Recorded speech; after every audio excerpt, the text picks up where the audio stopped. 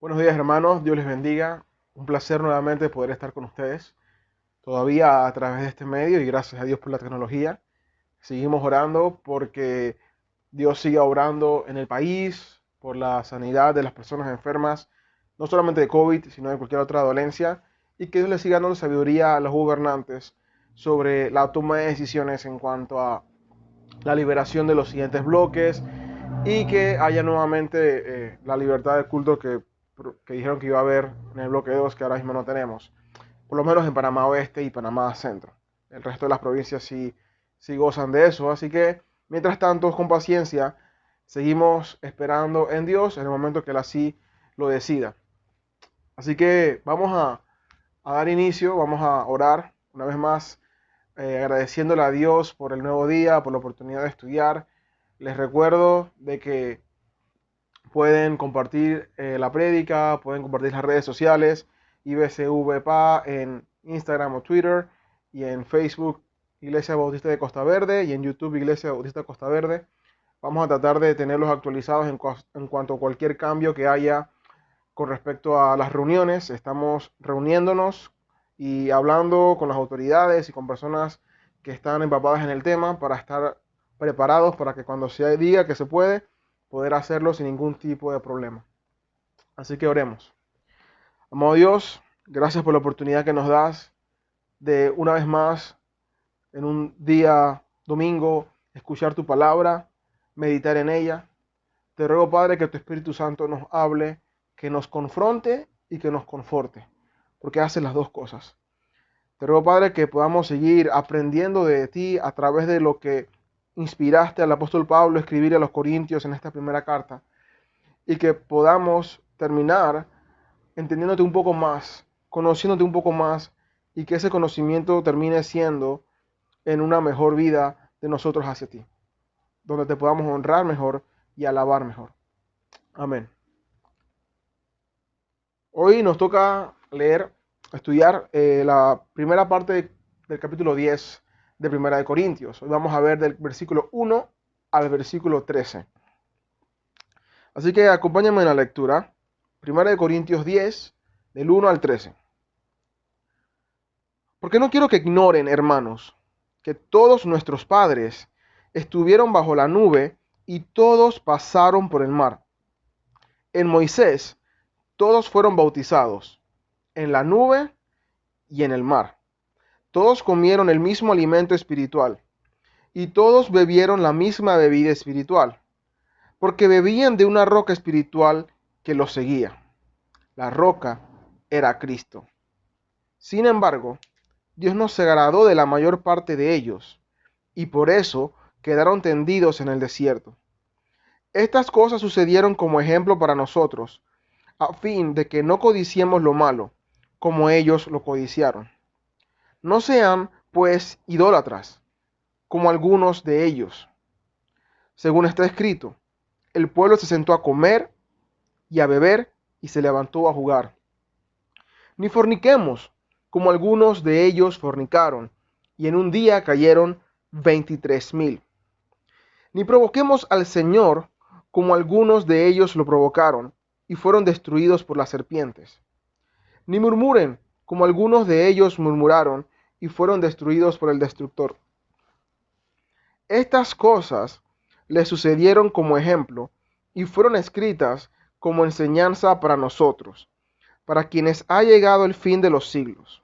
Por tanto, el que cree que está firme, tenga cuidado, no sea que caiga. No les ha sobrevenido ninguna tentación que no sea común a los hombres.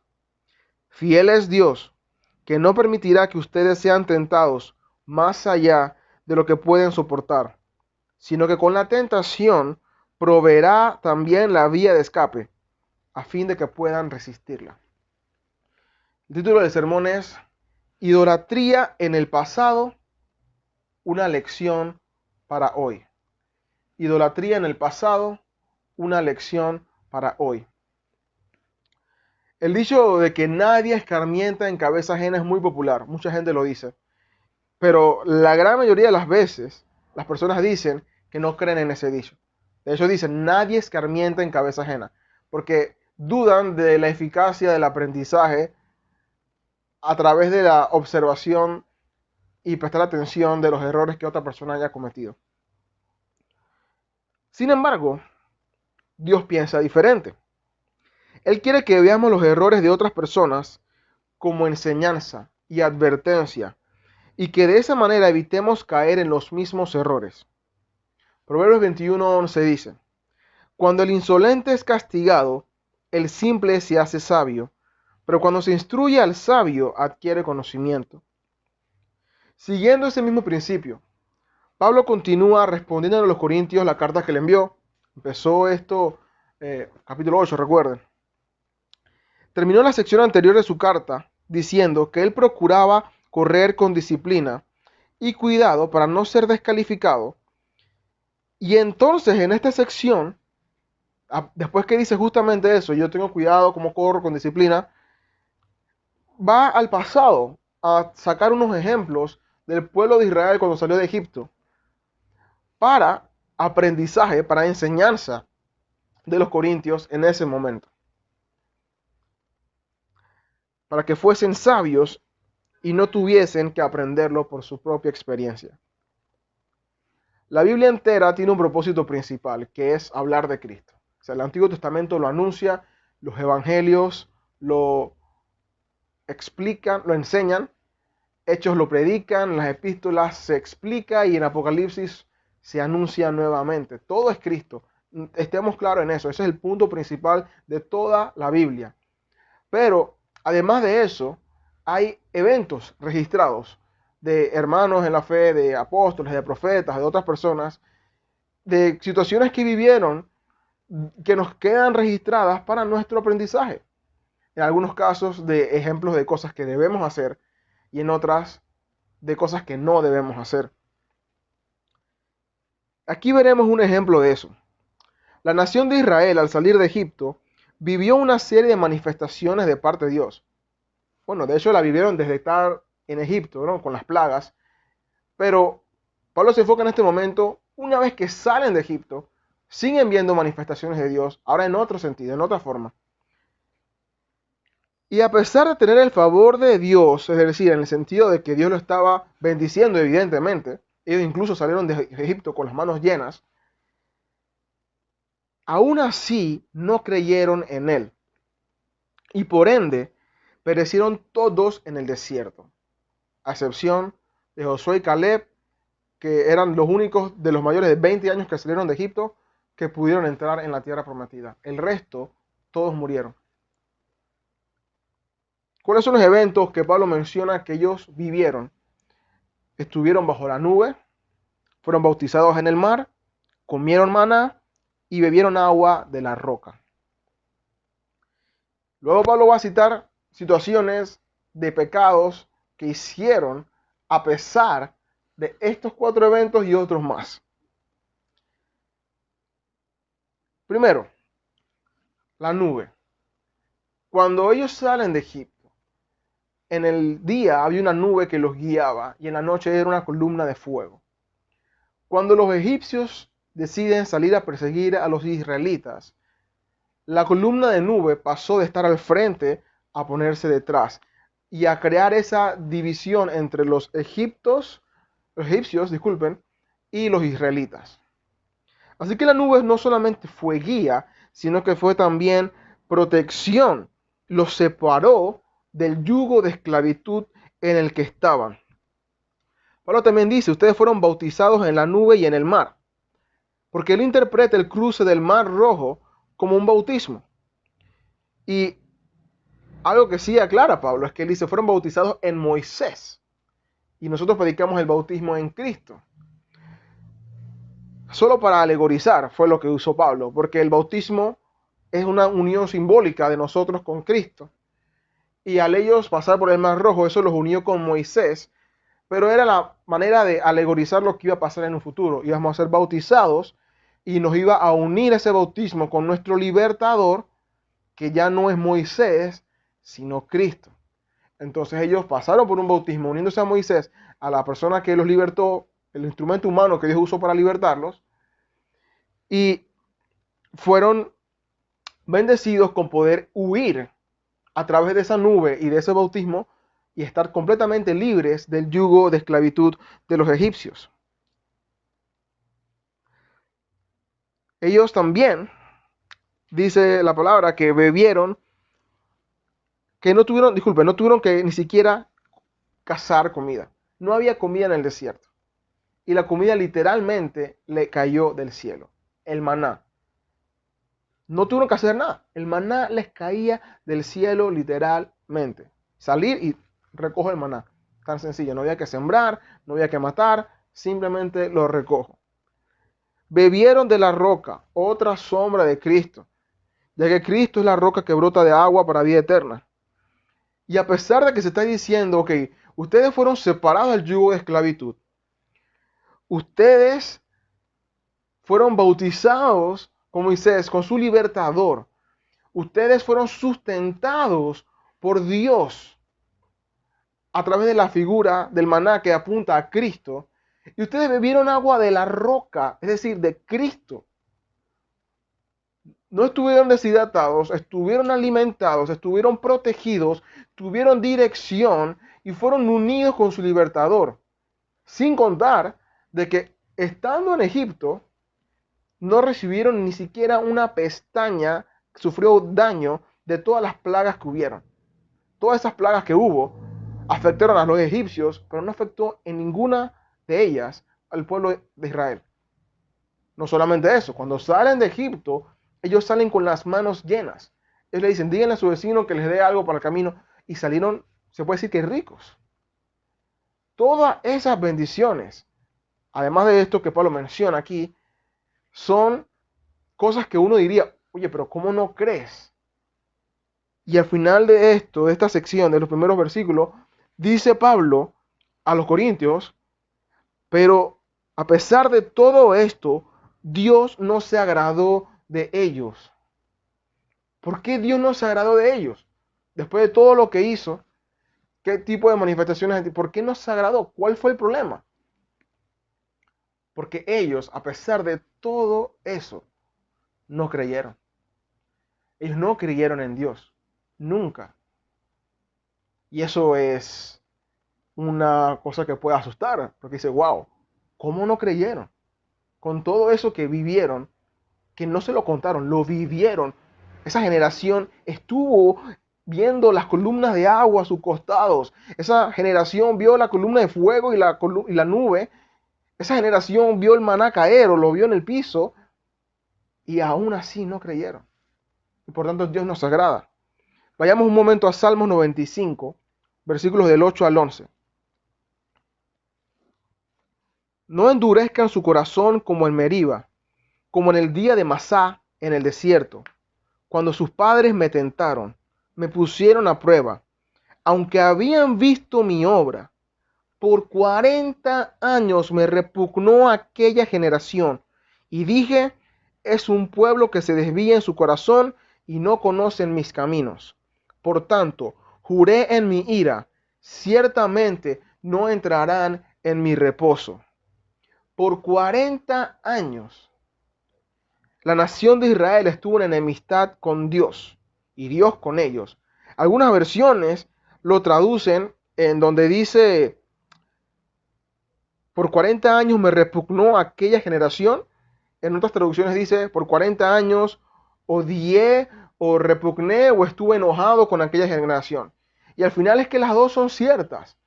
Porque cuando estamos en la condición de incredulidad, de incrédulo, que no creemos, de incredulidad, disculpe, hay una relación de odio con Dios. Odiamos a Dios porque no creemos en Él y queremos hacer lo que nos da la gana, pero también al estar en esa condición estamos siendo objetos de la ira de Dios. Por tanto, Dios no se agrada del pecador y el pecador tampoco se agrada de Dios, no quiere saber nada.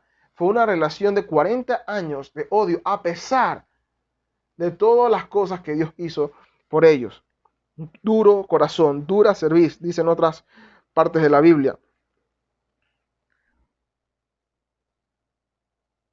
Y por tanto, por todo lo que hacían, eran hacedores de maldad, porque querían hacer lo que estaban, lo que les daba la gana. Estaban bajo la ira de Dios.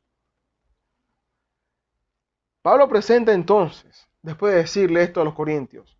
¿Ok? Porque al principio esto parece como que, ¿dónde encaja lo último que dijiste en el capítulo 9 con esta primera sección del capítulo 10? Porque después del versículo 14, al final, ya como que vuelve a coger sentido porque él vuelve a tocar temas de los cuales habló en el 9 y habló en el 8. Entonces uno dice, ok, ya entiendo por dónde viene. Pero, ¿esta sección qué tenía que ver? Bueno, Pablo está uniendo la parte de que tengan cuidado cómo corren, como yo tengo cuidado, porque miren este ejemplo. Y Pablo va a citar algunos pecados que cometió la nación de Israel en ese tiempo, pero no al azar. Estos no son pecados que él elige a lo loco. Estos son pecados que lo más probable, por lo que queda registrado en la misma carta y en la historia, estaban cometiendo los corintios en esa iglesia. Así que lo que Pablo está haciendo es, miren el ejemplo de la nación de Israel. Mírense en ese espejo. Dejen de hacer lo que están haciendo. Por eso Pablo usa estos ejemplos. Veamos cuáles. Primer ejemplo, primer pecado. Dice en el versículo 6, estas cosas sucedieron como ejemplo para nosotros, a fin de que no codiciemos lo malo como ellos lo codiciaron. Primero, la codicia. Hay que aclarar de que no hay codicia buena. Cuando dice que codiciaron lo malo, es solamente para darle más énfasis a eso. La codicia es mala. No hay manera de codiciar lo bueno. Codiciar es desear con muchas ansias algo a tal punto de no tener paz. ¿Y por qué es pecado? Porque el desear algo que no se tiene al punto de no tener paz, significa que uno no está viendo lo que sí tiene y por lo tanto no puedo agradecer y alabar a Dios por lo que tengo hoy, sino que codicio y anhelo lo que no tengo como si eso sí me faltara y no tengo, y lo que tengo no es lo que debería tener. Por eso la codicia es mala. Y pueden ser cosas nobles, que no sean necesariamente codicio una ganancia deshonesta. Puedes codiciar un trabajo, que el trabajo es bueno, y puedes caer en eso, a no valorar el que tienes ahora mismo. Puedes codiciar una pareja, y no significa que tener pareja es malo, sino que significa de que no estás disfrutando el momento de soltería que Dios te está dando. Codiciar hijos, 1, 2, 3 o 4. Codiciar un viaje, codiciar un ministerio. Hay cosas que lo que se codicia, no necesariamente el objeto de la codicia es pecado. Lo que pasa a ser pecado es tu actitud hacia esa cosa o persona. Porque si te llega el punto de no ver lo que tienes por estar solamente mirando eso que no tienes, estás diciéndole a Dios, no tengo lo que necesito.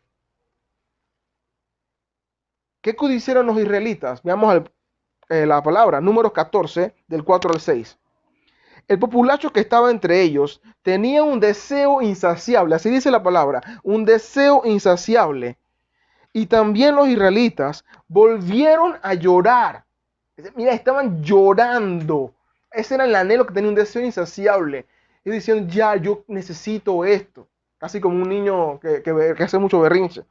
Y dijeron, ¿quién nos dará carne para comer?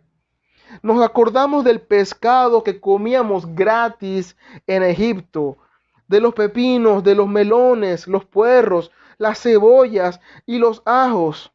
Pero ahora no tenemos apetito. Nada hay para nuestros ojos excepto este maná. Esto, el que tenían ahí, que era una tremenda bendición porque no había comida en el desierto. Dios le da comida del cielo. Eso era despreciable para ellos. Y por cierto, no era que comían gratis. Ellos trabajaban y demás. Ellos eran esclavos en Egipto. Y no comían lo mejor. Lo mejor lo comían los egipcios.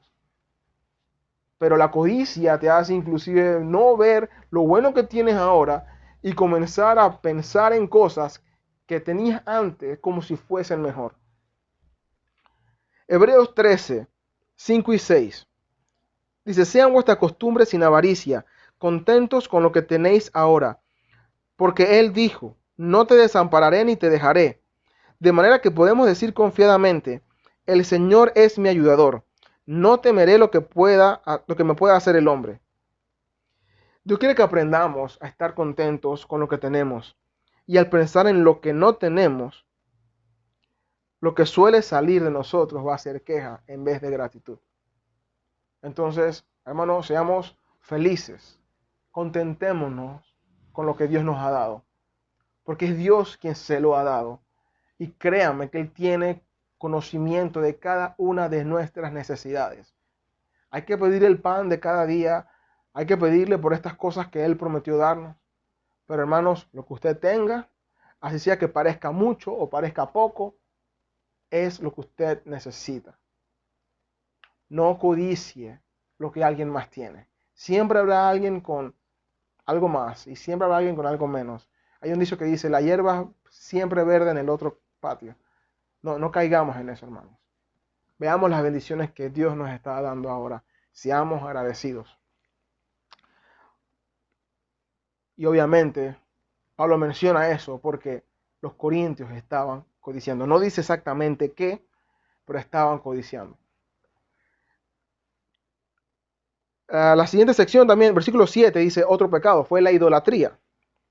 No sean pues idólatras, como fueron algunos de ellos.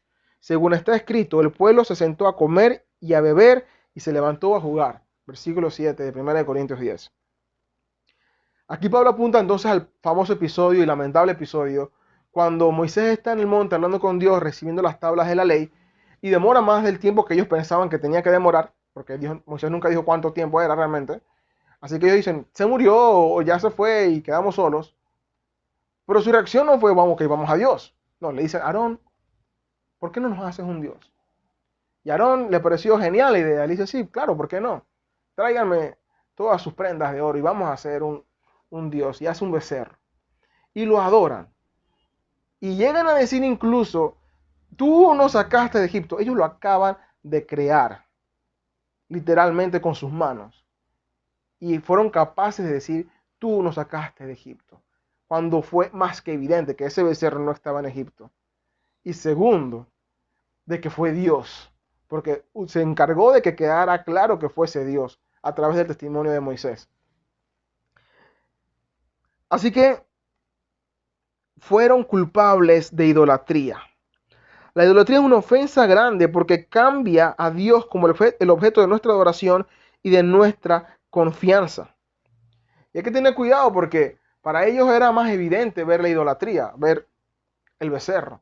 Y para eso era que todas las otras naciones tenían dioses fundidos de algún tipo de material, madera, plata, oro, lo que fuese. Hoy en día, algunas personas siguen con sus imágenes, pero hay otras que también buscan la manera de tener algo visible, mas no necesariamente una imagen. Pero como a veces pareciese, ojo, Dios está presente siempre, pero como ellos sienten, Dios no está, se está demorando, Dios se fue, quiero ver algo, comenzamos a buscar cosas que fuesen para nosotros que sean visibles o tangibles, en cierto sentido. Yo comienzo a confiar en mi trabajo, yo comienzo a confiar en mi dinero, yo comienzo a confiar en mis contactos, en mi familia, y comienzo a poner mi confianza en eso que yo veo, que siento que yo veo su beneficio directo. Yo trabajo y veo este dinero aquí, el trabajo. Yo me dedicaré a eso por completo. Mi devoción va a estar ahí. Lo mejor de mí va a estar ahí. Y ojo, no es que sea, eh, no le interese lo que haga en el trabajo, no tiene nada que ver con eso, con ser mediocre, sino de que hágalo bien, pero recuerde siempre de que es Dios. No había que adorar a Moisés porque lo sacó de Egipto, era ver a Moisés como el instrumento, pero adorar a Dios. Lo mismo con el trabajo. Yo no adoro el trabajo, pero adoro a Dios porque usa el trabajo para bendecirme. O cualquiera de las otras cosas que puedan ser distracción o objeto de adoración en la vida de nosotros. Nadie ni nada puede hacer lo que Dios hace, porque solo Dios es Dios. Él es el único y verdadero Dios. Ya se lo dijo a los corintios y se lo dice de nuevo. No adoren a nadie más. Y se los dice aquí también ese pecado porque, bueno, más adelante vamos a ver, justo en el versículo 14 en adelante, él le dice, no sean idólatras. Porque aquí sí todavía había pecado de idolatría al estilo Israel, porque había algunos que todavía anhelaban y adoraban a los dioses que adoraban antes, tal vez de manera disimulada, pero todavía tenían ataduras en cuanto a eso, y era común verlos adorando un poco a esas deidades. Por tanto, aquí la idolatría era relevante. Pero al mismo tiempo que piensen en los corintios, vayan pensando en cómo Israel, a pesar de todo lo que vio, estaba codiciando, idolatrando. Y ahora dice, versículo 8, ni forniquemos como algunos de ellos fornicaron, y en un día cayeron 23,000. Dios fue claro y les dijo, quiero que se queden con su propia gente, con su propio pueblo, no se unan con las naciones paganas. Y no solamente no se unieron, se unieron con las naciones paganas, sino que ya Dios le había dado la ley y les había dicho, aparte de que no se unieran con ellos, que tampoco fornicaran, ya sea con judíos o con israelitas o con no israelitas. Y a ellos no les importó y siguieron. Y cuando dicen un día cayeron 23,000, en realidad fueron mucho más. En ese día cayeron 23,000. Y cuando se está dando el juicio de Dios, como gente muriendo todavía, viene otra persona, otra israelita, en medio del juicio y entra con una pagana. A él no le importaba, él iba a seguir, entra a su tienda con intención de tener intimidad con esa mujer, si no es porque uno de los hijos de Aarón ve lo que pasa, va a la tienda y los mata a los dos, eso hubiese seguido. Fue ese acto de justicia que hizo ese hijo de Aarón que apaciguó la ira momentánea de Dios en ese momento y los perdonó. Pero a él no le importaba, él seguía, ese que murió en ese momento quería seguir pecando. Pero eso no es más que la muestra de un corazón no convertido. No le importa lo que dice Dios. Estaban dentro del pueblo de Dios, de la bendición de Dios, pero no le importaba. Su vida era todavía, ellos estaban en Egipto. Su cuerpo estaba en el desierto, pero su mente y su corazón seguía en Egipto. Y Pablo le dice, no forniquemos. ¿Y por qué le dice esto? Como que porque sí, porque ellos estaban fornicando. Había corintios que decían, y ya como lo vimos en la parte anterior, de que el cuerpo tenía poco valor, algunos decían que sí, había algunos que abogaban porque creían que era justo, ya lo mencionamos un par de prédicas atrás, y correcto, que se pudiese tener relaciones íntimas con prostitutas. Esa era una de las cosas que ellos le dijeron a Pablo. Entonces Pablo dice, dejen eso, porque están provocando la ira de Dios. Versículo 9. Pecado de provocar o probar a Dios.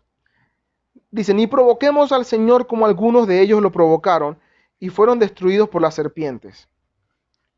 ¿En qué probaron a Dios? ¿En qué lo provocaron? Este es Números 21. El rey Arad, un rey de la región de Canaán, que luego ellos van a conquistar después, tuvo una pequeña guerra con ellos y tomó a algunos presos del pueblo de Israel. El pueblo de Israel se da cuenta de que son débiles, de que no pueden contra él. ¿Y qué hacen? Dios, ayúdanos por favor, danos esta victoria. Y Dios dice, está bien, tienen la victoria. Van, pelean, ganan, rescatan a los suyos, destruyen ese lugar, chévere. Victoria, hay alegría. Antes de la guerra, ellos sabían que eran débiles. Dicen, Señor, ayúdanos. Justo apenas prueban la victoria, ya viene el orgullo. Y dicen, se comenzaron a quejar contra Dios. ¿Cómo tú pasas de reconocer que tú no eres nadie, que necesitas a Dios para hacer algo, y ahora comienzas a quejarte?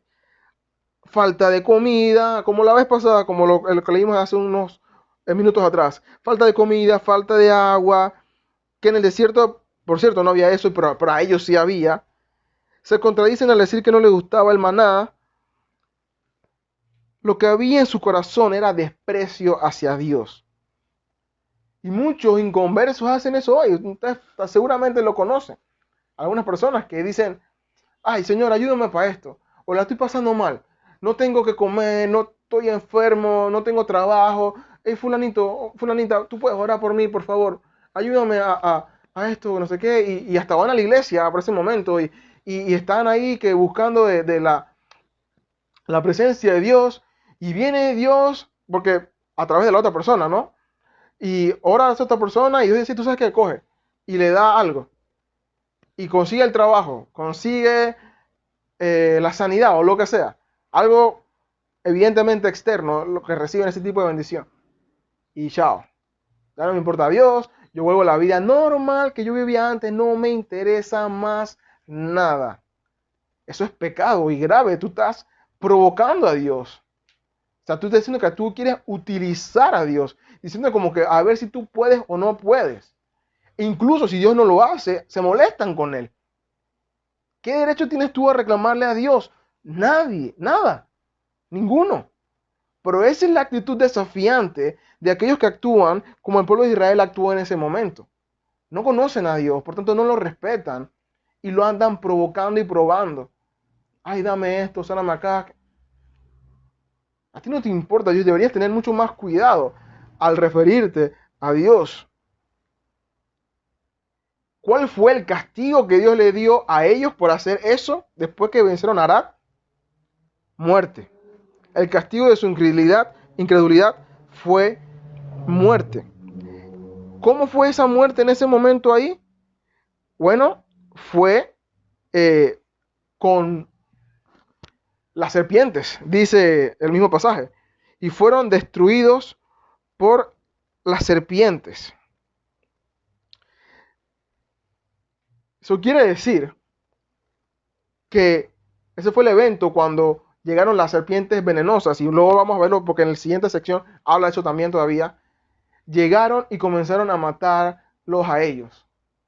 Dios le dijo básicamente, tú no crees en mí, tú crees que tú puedes hacer lo que te dé la gana conmigo. Bueno, ahora van a morir. A ver ahora a quién vas a rogarle. Entonces, por eso es que es muy importante que la gente crea. Porque el hecho de que alguien no crea y no muere inmediatamente no significa que no va a morir. Y aquí lo único que hizo Dios fue crear justicia inmediata, pero apuntando a la justicia eterna que va a haber. Es muerte eterna para el incrédulo, porque está en rebeldía contra Dios, recipiente de la ira de Dios.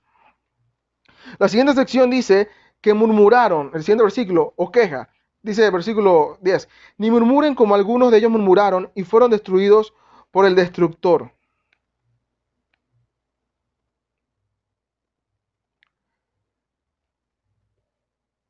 Eh, correcto. Murmurar es hablar entre dientes, manifestando queja o disgusto por algo.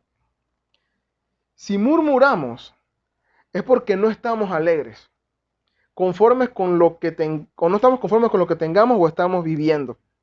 Dice de nuevo la definición, es hablar entre dientes manifestando queja o disgusto por algo. El creyente, en verdad nadie, pero mucho menos el creyente, tiene de qué quejarse. Y digo nadie porque en realidad nadie está recibiendo menos de lo que merece. Nadie. Todos, incluso los inconversos, reciben más de lo que merecen. Porque si la paga del pecado es muerte, y mire cómo fallecieron los israelitas en el desierto, justicia, el hecho de que hoy estemos vivos, despiertos, respirando, es misericordia de Dios. Cristiano o no cristiano. Y digo que el cristiano tiene menos de qué quejarse, porque el cristiano no solamente recibe la gracia común, sino que recibe la gracia específica de salvación. O sea, no solamente no nos mata, sino que ahora nos da vida eterna. No nos castiga, sino que nos premia por la justicia de Cristo. Si entendemos eso, hermano, no tenemos razón para quejarnos nunca. Porque cada día que vivimos unidos a esa misericordia y amor y fidelidad de Dios. Si somos conscientes de eso, de que nada nos separará del amor de Cristo, ¿de qué me puedo quejar? ¿De qué puedo decir, esto está mal? No, yo tengo a Cristo, lo tengo todo. El problema es que a veces decimos eso, pero no lo creemos realmente. Y como lo decimos y no lo creemos, en realidad estamos anhelando una justicia política, una solución familiar o algo de salud o lo que sea, porque realmente no creo que Cristo es todo. Si Cristo es todo, aunque el país esté cayéndose a pedazos, no tenga familia, no tenga salud, aunque no tenga nada, yo puedo alabar en vez de quejarme.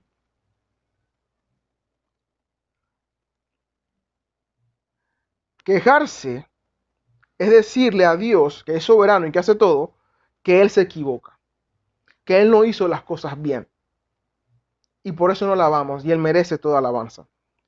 Ahora, hermanos, yo sé que esto suena interesante porque este es uno de los pecados que es más fácil caer. De repente uno dice, bueno, yo puedo evitar la fornicación porque ya es más acá, pero la murmuración, hermanos, la queja, eso a veces sale de automático. Miren, con esto de lo que está pasando en el país, en Panamá, y de las autoridades tomando decisiones, muchas de ellas creo yo que están mal, es fácil caer en la queja. Ah, pero ¿por qué hace eso? ¿O por qué dijo esto? ¿O por qué no hacen esto? Y el hecho de que no nos quejemos no significa que ellos todo lo hacen bien, no, en efecto, toman decisiones malas. Pero meditando esta semana que pasó, y no era en la predica ni siquiera, sino en los devocionales, Salmo 33:1 llega y me encuentro con este pasaje y dice, canten de júbilo en el Señor, ustedes los justos. Apropiada es para los rectos la alabanza. Los rectos, los justos, los cristianos, básicamente es lo mismo. Debemos cantar con júbilo al Señor. Es apropiado, es correcto, es coherente que los justos alaben. El contraste sería que el injusto no les es apropiado la alabanza porque no le entiende. Pero para nosotros no hay más nada que deba salir de nuestra boca que no sea alabanza.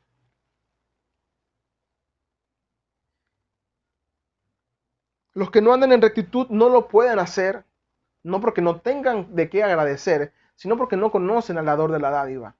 Nosotros, al conocerlo, podemos alabarlo porque sabemos quién es Él, lo conocemos. Si nosotros no lo alabamos, ¿quién lo va a alabar? Y aquí no se trata de que a Dios le haga falta esa alabanza. Él es autosuficiente, Él tiene todo. Eso es porque nosotros fuimos hechos para eso. No hacerlo es no cumplir con el propósito por el cual fuimos creados. Y en este mismo salmo, cuando siguen leyendo, el salmista da razón de por qué alaba, por qué es justa la alabanza. Dice, bueno, yo lo alabo por esto. Y la razón por la que en este capítulo lo alaba es por la creación. En otros momentos el salmista alaba a Dios porque lo libró de la muerte o de los enemigos, pero aquí dice, lo alabo porque eres el creador. ¿En qué momento, o va a haber acaso algún día, en el que Dios no sea el creador, en el que Él pierda los derechos de autoridad, de, de permiso, de decir, si yo soy el creador o no, ya no lo soy, ahora el creador es fulano de tal? Nunca. Dios siempre será el creador. Y si solamente el hecho de que Dios sea el creador es motivo de alabanza, no debe haber ningún solo día que pase sin que yo lo alabe. Y si yo lo estoy alabando, yo no me estoy quejando, yo no estoy murmurando, como lo hicieron los israelitas. Y de nuevo, ¿por qué lo hicieron ellos? Porque eran inconversos, incrédulos, no creían. Hermanos, cada vez que nosotros nos quejamos, estamos actuando como inconversos. No significa que usted lo sea. Puede que algunos sí, pero si usted es cristiano y queja, es un pecado, no es inconverso, pero está actuando como inconverso, con una simple queja. Ay, arroz de nuevo. Ay, la mismo suéter de nuevo. No he podido cambiar la chancleta. Lo que sea. No tengo celular nuevo después de hace 3 años, 4 años. Lo que sea que usted tenga, es lo que Dios quiso que usted tuviese. Si usted comienza a quejarse de lo que sea, no está alabando. Ese segundo, ese minuto que usted usó su mente y su lengua para sacar queja, fue un minuto perdido. Fue un minuto que debió salir alabanza de su boca. Como si fuera poco, el Salmo sigue diciendo en el versículo 10 y 11, el Señor hace nulo el consejo de las naciones, frustra los designios de los pueblos. El consejo del Señor permanece para siempre, los designios de su corazón de generación en generación. Yo meditando en los políticos, en lo que estaban haciendo, y Dios dice, me decía, Él hace nulo el consejo de las naciones. Él tiene el poder para cambiar la forma de que hagan las cosas en los países. Si no ha pasado, es porque Él ha querido que pase así. ¿Cómo me voy a quejar? Diciendo que, Señor, tú no pudiste hacer el cambio en este país o en este presidente. O los cristianos en Costa Rica tal vez se estén quejando porque el presidente aprobó el matrimonio homosexual. Y eso está mal, ojo, no es que está bien que él haya hecho eso, pero Dios lo permitió. Entonces yo no me quejo y yo lo alabo por otras cosas y yo sigo viviendo para Él en lo que sea que Él me haya puesto a hacer. Salmos 34:1, para cerrar esta partecita de la murmuración, dice, bendeciré al Señor en todo tiempo, continuamente estará su alabanza en mi boca. En todo tiempo alabémoslo y no nos quejemos. No solamente de nosotros, no se queje de su esposo, de su esposa, de sus hijos, de su mamá, de su papá, de su hermano, de su escuela, de su trabajo, de nada. De su boca, si usted es creyente, debe salir continuamente alabanza. Versículos del 11 al 13, los voy a leer todos. Estas cosas le sucedieron como ejemplo y fueron escritas como enseñanza para nosotros, para quienes ha llegado el fin de los siglos. Por tanto, el que cree que está firme, tenga cuidado, no sea que caiga. No les ha sobrevenido ninguna tentación que no sea común a los hombres. Fiel es Dios, que no permitirá que ustedes sean tentados más allá de lo que pueden soportar, sino que con la tentación proveerá también la vía de escape, a fin de que puedan resistirla. En el verso 1, Pablo incluye a toda la iglesia de los Corintios cuando dice, incluyendo a los no judíos, nuestros padres en el desierto. Se incluye a él, incluye a los cristianos judíos, pero incluye a los cristianos gentiles. Y aquí nuevamente lo incluye cuando dice, estas cosas fueron escritas como enseñanza para nosotros, para aquí en la iglesia. ¿Qué es básicamente lo que dice aquí? Eso ratifica que la iglesia es el verdadero Israel y que el Antiguo Testamento es útil aún. Pensar que el Antiguo Testamento muestra un Dios diferente al Nuevo o que el Antiguo Testamento es solo historia, que nada más sirve como para saber la historia de David y Goliat, qué bonito, el Mar Rojo, Jericó y todas esas historias que están ahí, es menospreciar la palabra, es decir, que no es útil para enseñar, para corregir, para redarguir y para destruir injusticia. Cuando Pablo le dijo ese versículo, esas palabras a Timoteo, la única palabra que Pablo tenía era el Antiguo Testamento. Por tanto, el Antiguo Testamento también, de hecho, originalmente es así, el Nuevo también, aplica todo. Sería un error si despreciamos el Antiguo y nos quedamos solamente con el Nuevo. Necesitamos toda la inspiración de Dios. Él no dejó 39 libros de relleno para que se viera más gruesa la Biblia. Los 66 libros son necesarios y útiles. Dios nos ha permitido a nosotros aquí como iglesia, y bueno, otras personas de otras congregaciones o de otros lugares han podido unirse también. Y por cierto, si usted quiere unirse, solamente escríbanos. Los lunes a las 6:45 estamos teniendo unos estudios, donde ahora mismo estamos viendo el Evangelio de Marcos, pero previamente hemos podido ver ya algunos libros del Antiguo Testamento, y que han sido sin duda de mucha bendición. Cada uno de esos libros, en sus distintas formas de escritura, en sus distintos contextos históricos y de tiempo, todos son de bendición porque son la palabra inspirada de Dios. No la menospreciemos, hermanos. Toda es útil. Y aunque ciertamente hay historia también, aparte de anunciar a Cristo, ese también es para que podamos aprender. Y es donde dice Pablo, es para nuestra enseñanza. Nosotros podemos y debemos aprender de los errores y aciertos de los creyentes e inconversos del pasado y del presente. Los hombres de los que habla en la Biblia eran igual de pecadores que nosotros. Hay veces que se les ponen como héroes. Elías, Abraham, Jacob, Isaías, Isaac. Ellos fueron hombres de carne y hueso, con sangre igual a la nuestra, corriendo por sus venas, con pecado igual al nuestro, corriendo por su cuerpo. Ellos no fueron superhombres. ¿Qué los hizo diferente a ellos? Su confianza en Dios. De la misma manera que su confianza en Dios lo hace diferente al resto de las personas. No los vea como seres superiores a nosotros, pero debajo de los ángeles. Fueron hombres iguales. Y por tanto, su experiencia, su acierto, su desacierto, es totalmente útil, aplicable a nosotros, porque somos iguales, somos seres humanos, necesitando un Dios poderoso. La clave siempre fue la obediencia, y la obediencia fue la confianza en Dios. Y eso está ligado a nuestra fe, porque si no tenemos fe no podemos obedecer. ¿Creemos o no creemos en Dios? Si no creemos, no haremos lo que Dios quiere que hagamos. Pablo también le dice, eso es para nosotros, la generación al final de los siglos. Es decir, la última generación, el último periodo.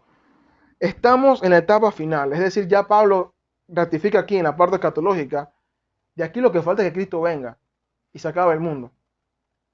Entonces eso debe crear un sentido aún más de urgencia. Ya después no hay mañana, no hay una segunda oportunidad, es ahora. O me muero en Cristo o muero en pecado. O Cristo viene y me voy con Él, o soy juzgado y enviado al infierno. No hay segunda oportunidad. Entonces, Pablo está diciendo, sean conscientes, ustedes están en la etapa final.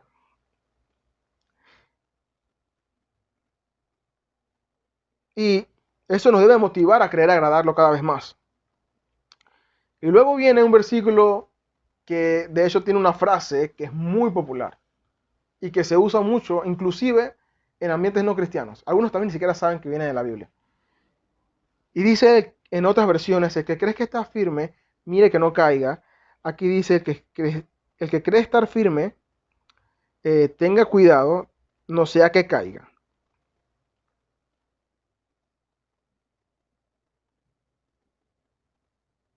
Y esa frase es usada normalmente cuando hay alguien presumido o confiado en su propia fuerza. Y era necesario que los corintios lo recordaran o lo supieran, porque eso fue exactamente lo que le pasó a Israel. Creyeron estar firmes y cayeron. En todo el Antiguo Testamento, no solamente en la sección que Pablo está usando en este momento, pero obviamente aplica igual, porque luego de eso, en la tierra prometida, bajo reinados, bajo cautiverio, de vuelta del cautiverio, ese pecado, inclusive estando Cristo en vida, en carne, aquí en el mundo, también fueron culpables de ese mismo pecado, creerse firmes en su propia fuerza. ¿En qué se confiaba la nación de Israel? Bueno, en sus guerreros, en algunos casos, las victorias bélicas que tuvieron, que ciertamente fueron muchas, y algunas muy impactantes. En el templo, otros decían, tenemos el templo, si tenemos el templo aquí no pasa nada. Otros decían, la muralla, una vez estaba Jerusalén construida, en sus sacrificios, en sus ofrendas, en su historia, en mira lo que hizo con Abraham, Jacob, eso pasó allá atrás, mira la historia de lo que pasó, en los milagros, y en muchas cosas que en sí no eran malas, pero no tenían su confianza en Dios. Confiaban en las cosas externas. Y había algunos corintios que se sentían superhombres, porque decían, yo me bauticé, por eso fue que Pablo usa el ejemplo del bautismo al principio, yo me bauticé, yo tomo la cena del Señor, y por eso que Pablo también usa el ejemplo del maná, comieron del pan y bebieron de la roca, y la cena del Señor es comer y beber. Ya me bauticé, ya yo como la cena del Señor, yo me sé más de 4 doctrinas, se jactaban incluso de seguir hombres. Recuerdan en el capítulo 3 cuando decían, ellos iban a Apolos, a Pablo, a Pedro y a otros más que no se mencionan ahí. Su jactancia no estaba en Cristo. Era en cualquier otra cosa menos en Cristo. Nuestra confianza debe estar en Cristo y nada más. Y en su obra. Todo lo demás no tiene la capacidad de salvarnos, solo Cristo. Y Pablo les dice esto para que se evalúen en quién están confiando. ¿Estás confiando en que tú tomas la cena del Señor, en que te bautizaste? ¿O en que hiciste una oración hace un tiempo atrás? Porque la Biblia nunca dice, por cierto, esa oración. Entonces, ¿cuál es tu confianza? ¿Es la oración, la cena del Señor, del bautismo? ¿O que sirves en algún ministerio? ¿O tu confianza está en Cristo?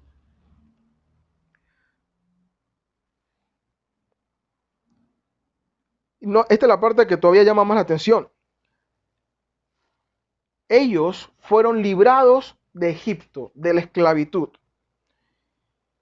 Y pasó inclusive en Corinto, de que pueda que haya cambios en tu vida. Incluso libertad de algo del pasado. Ya no fumo. Yo conozco a una muchacha del trabajo que no fuma. No es que el cigarrillo sea pecado en sí, pero se libró de fumar, ya no fuma. Ella no es cristiana. Y así como ella dejó de fumar, yo conozco personas no cristianas que han dejado algunas adicciones. Apostar y otras cosas más. Y algunos han aplicado inclusive religiones falsas para decir que están mal. Yo conozco a un muchacho que es testigo de Jehová y sabemos que eso es una secta, que eso no es el evangelio verdadero. Y él ha dejado de hacer lo que hacía, que era un negocio ilícito. Hay libertad, está con su familia y todo bien. Pero esa persona no ha creído en Cristo. No ha creído en Cristo. Incluso hay algunos con eso que no sean inconversos, en el sentido que no están en iglesia, como el primer caso de la muchacha que di, o en una secta como los testigos de Jehová, sino que estén en una iglesia donde aparentemente se predique el evangelio, una iglesia cristiana evangélica, y que hayan sido librados de algo del pasado, pero sigan sin poner su confianza en Cristo. Y aparece que estaban bien, libertados de ese yugo, pero su corazón sigue todavía atado al pecado. Y hay que ser cuidadoso porque ¿qué pasó con esos que nunca creyeron? Murieron en el desierto. El ser benefactor de bendiciones de Dios no es lo importante. Lo importante es confiar en Dios, creer en Cristo.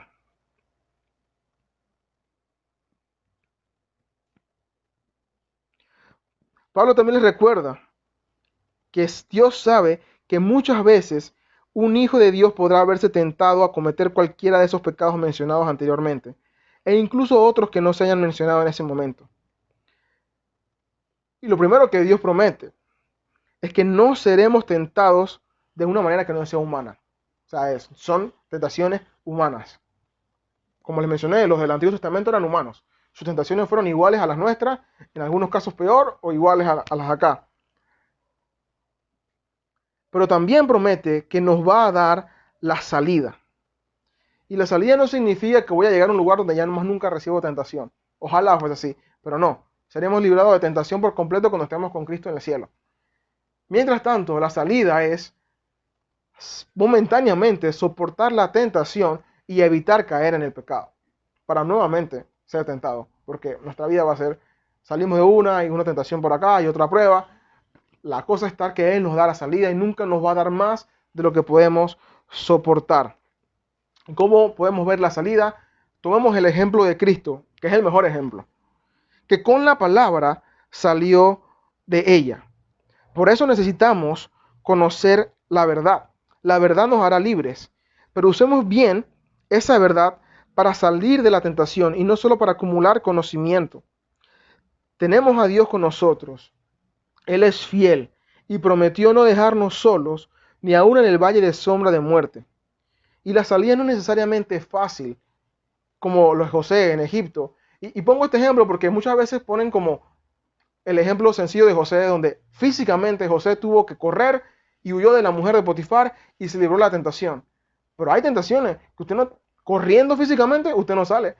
¿Cómo usted corre físicamente de la tentación de murmurar? ¿O cómo usted corre físicamente de la tentación de idolatrar? Cuando está en su mente, corre, eso sigue en su mente, no se escapa solamente por correr. En el caso de José, en la fornicación fue evidente, corro y voy del lugar donde está la tentación. Pero Cristo, ¿cómo corría y se escapaba de Satanás? ¿No? A veces nos va a tocar ser librados de la tentación con la palabra, enfrentándonos y decir, de predicarnos a nosotros mismos, no, no voy a hacer eso porque la Biblia dice esto, no voy a quejarme porque la Biblia dice esto, no voy a adorar este trabajo o esta situación porque la Biblia me dice confía en Dios.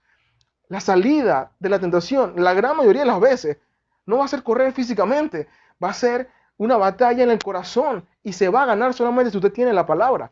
Si usted no tiene la palabra con usted, usted no va a poder hacer frente a decirle no a algo porque tal vez ni siquiera sepa si en verdad está mal o no.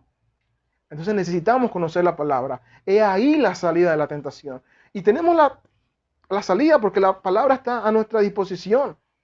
Por eso que siempre la tendremos con nosotros. Siempre habrá salida porque la palabra está con nosotros. Job, ¿cómo corría Job de no huir a la tentación? Cuando tenía los amigos que lo ayudaban, supuestamente, su esposa. La tentación estaba interna en él también. Voy a quejarme contra Dios. Pero dice que Job no añadió despropósito alguno nunca a Dios.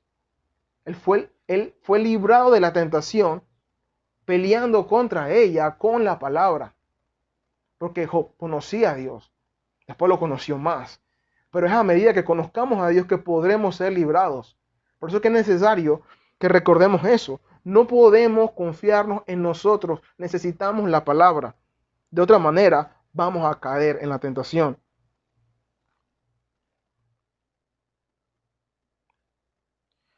La clave para no ofender a Dios adorando a otro Dios en idolatría, como lo hicieron los israelitas, que es uno de los pecados que se están manifestando en los Corintios, está en lo opuesto de la actitud del versículo 12. Debemos reconocer nuestra debilidad y ver la fortaleza de Cristo y fortalecernos en Él.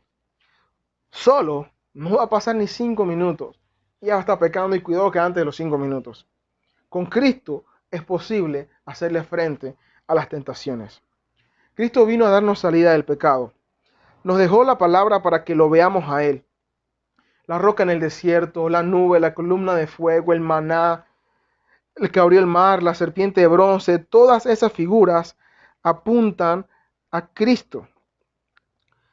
El que da la victoria es Él, no nosotros.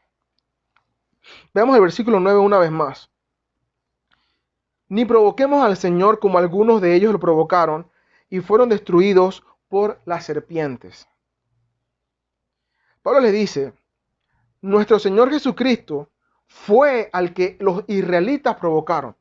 Dice, no provoquemos al Señor, en otra versión dice a Jesús, como ellos lo provocaron. Ese mismo Jesús que provocaron en el desierto fue el Jesús que vino a la tierra a vivir perfectamente y morir por nosotros, y el Jesús que muchas veces hoy, entonces, en 2020, también queremos provocar, así como hace más de 3.000, 4.000 años atrás pasó con los israelitas. Si hoy usted se ve débil, o alguno de estos pecados lo ha aludido, a decir, chuleta, yo tengo algo de eso, o del otro, o de todos, y se siente mal por eso, porque se da cuenta que ha estado o está haciendo alguna de esas cosas, hermano o hermana, amigo o amiga, no ignores a Dios. Él es quien te está hablando como lo hizo con los israelitas. Y aunque tal vez no estás viendo un maná del cielo, Él sigue haciendo cosas en tu vida, aun si eres inconverso. El hecho de que estés escuchando esto, ya es Dios permitiéndote escuchar la palabra de Él, dándote vida, salud, comida, porque si puedes escuchar y entender esto es porque tienes tus sentidos perfectos. Entonces ya Dios te está dando cosas para que no digas, oye, los israelitas sí eran tercos de corazón. Nosotros también lo somos. Cada vez que decimos no a las cosas de Dios. Y si tú eres inconverso y le estás diciendo no a Dios, eres igual de terco que los israelitas. Cuando sucedió lo del versículo 9, y la razón por la que leo el versículo 9 es porque quiero hacer alusión a que cuando se quejan de Dios después de haber tenido la victoria, Dios se pone bravo, se enoja y manda a las serpientes venenosas. Cuando dice abrasadoras es venenosas. En el números 21 cuando lo lean. Y los están matando. Muchos dicen, hemos pecado contra Dios. Moisés, ¿qué hacemos? Y Dios le dice a Moisés, haz una serpiente abrasadora y elévala en un palo, en un poste, y que miren allá y serán salvos. Moisés hace una serpiente de bronce y la eleva en un asta. Y muchos que miraron, todos los que miraron, fueron salvos. Pero la razón por la que lo traigo a colación es porque la Biblia dice, los que miraron fueron salvos. Es decir, que muchos, picados por el veneno de la serpiente abrasadora, que eso no era indoloro, era con dolor, muchos no miraron. Muchos decidieron, no, a mí no me importa, yo no voy a mirar a esa serpiente y me muero en mi pecado. Uno queda como que, ¿cómo es posible? Cada día, en este preciso momento, hay personas muriendo en esa condición. en rebeldía contra Dios. No me da la gana de mirar. Así que si hoy tú te estás sintiendo conmovido o algo te revuelve el ser y te hace ver como que algo está mal, como los israelitas cuando dijeron, hey, creo que estamos pecando contra Dios, ya no tienes que esperar a que lo levanten a Cristo, ya Cristo está levantado. Él solamente quiere que lo mires y serás salvo. Que reconozcas el pecado como esos israelitas que lo reconocieron, que lo mires a Él y serás salvo. No seas terco como el resto de los israelitas, que tenían la salvación ahí, solamente tenían que mirar y no miraron y murieron en pecado. Aunque parezca increíble, sigue pasando. Si hoy ves o sientes ese veneno del pecado en tu vida, no le des más largas. Mira a Cristo. Él es tu Salvador, quien te limpia del pecado. Oremos. Amado Dios, gracias por la oportunidad que nos das de una vez más abrir tu palabra. Tu palabra es tan rica, Padre. Yo sé que si hubiésemos a predicar 1 Corintios 10, 1 al 13, en una semana viéramos otras cosas que no vimos hoy. Pero hoy hemos visto lo que tú hacías querido, Padre, y te ruego que tu palabra haga la obra en nosotros. Padre, perdónanos porque aún siendo salvos, muchas veces nos hallamos cometiendo esos pecados y otros más. Y no te estamos dando honra como te la mereces, no te lavamos como te la mereces, ya sea que murmuración o fornicación, en algunos casos hasta demente, igual pasa, idolatría, codicia, o te provocamos cuando nos creemos que somos más fuertes que tú o demandando, diciéndote después que nos has ayudado, negándote, yendo en contra tuya. Fueron solamente cinco cosas que Pablo les menciona a los corintios, pero sabemos que hay muchos más pecados de los cuales nosotros bien no sabemos. Perdona nuestros pecados, Padre. Padre, si hay alguna persona en este momento escuchando esto que no te conoce y está sintiendo en su ser que está pecando contra ti, permítele, Padre, que vean a Cristo y que puedan ser salvos. Tú no rechaces a nadie que va a ti. Así que te ruego, Padre, que los sigas atrayendo con tus cuerdas de amor y les permitas a ellos recibir por misericordia tu perdón y tu justicia.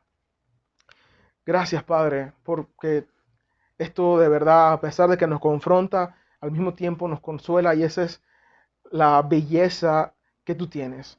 Que a pesar de hacernos corregir, no dejas de hacerlo siempre con amor. Y guárdanos, Padre, de todo mal, como Jesús le enseñó a sus discípulos. Líbranos del mal y no nos dejes caer en tentación. Amén.